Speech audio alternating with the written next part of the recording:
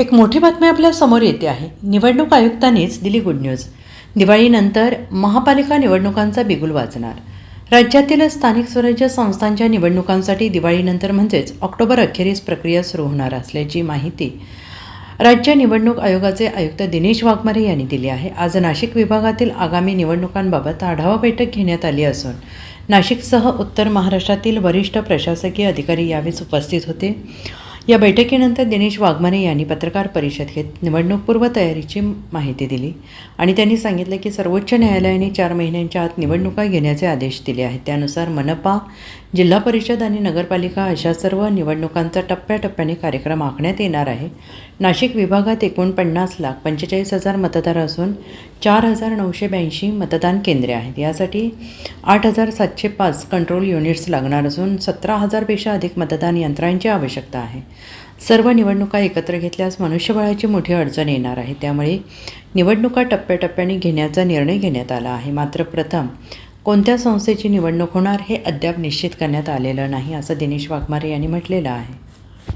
नाही, आता विशेष पावलं म्हणजे याच्यामध्ये वोटर्स अवेअरनेस कॅम्प आहे. विविध प्रकारचे जे प्रसार माध्यम आहेत त्यांच्या माध्यमाने, त्याच्यामध्ये केबल टीव्ही असेल किंवा वर्तमानपत्राच्या माध्यमाने किंवा दिंड्या असे वेगवेगळ्या ऍक्च्युली माध्यमाने जे किंवा सोशल मीडिया याच्या माध्यमाने जास्तीत जास्त मतदारांपर्यंत आम्ही पोहोचू आणि त्या दृष्टीने मतदानाची टक्केवारी जी आहे, मतदानाची टक्केवारी वाढली जाईल, याच्यावर आमचा फोकस आहे. आता ज्या निवडणुका झाल्या त्या निवडणुकांमध्ये एक अनुभव असाही होता की उन्हाचं प्रमाण प्रचंड होतं, त्यामुळे रांगांमध्ये लोक थांबायला तयार नव्हते आणि त्यामुळे देखील मतदानाचा टक्का कमी झाला.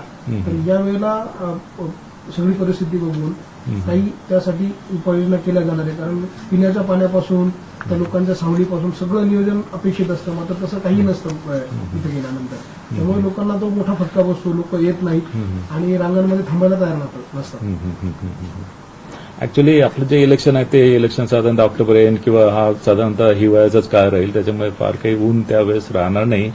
पण आवश्यक ज्या सुविधा आहेत या सर्व मतदान केंद्रावर आवश्यक सुविधा पुरवल्या गेलेल्या आहेत आणि रिसेंटलीच आपलं विधानसभा इलेक्शन झालेलं असल्यामुळे जिथे जिथे डागडुजी दुरुस्ती आवश्यक आहे तिथे ऑलरेडी झालेली आहे. शौचालयाची व्यवस्था किंवा रॅम्पची व्यवस्था किंवा पाणी याची सर्व व्यवस्था झालेली आहे. जिथे जिथे विभागीय आयुक्तांना आम्ही डायरेक्शन दिलेले आहेत आणि विभागीय आयुक्त सुद्धा याच्यावर बारकाईने लक्ष ठेवून आहे की मतदान केंद्रावर सर्व प्रकारच्या सुविधा, विशेष करून दिव्यांग मतदार असतील किंवा महिला मतदार किंवा वृद्ध मतदार यांना सर्व सुविधा पुरवल्या जाईल. याशिवाय संपूर्ण डिव्हिजनमध्ये एकही मतदान केंद्र हे पहिल्या मजल्यावर नाही आहे.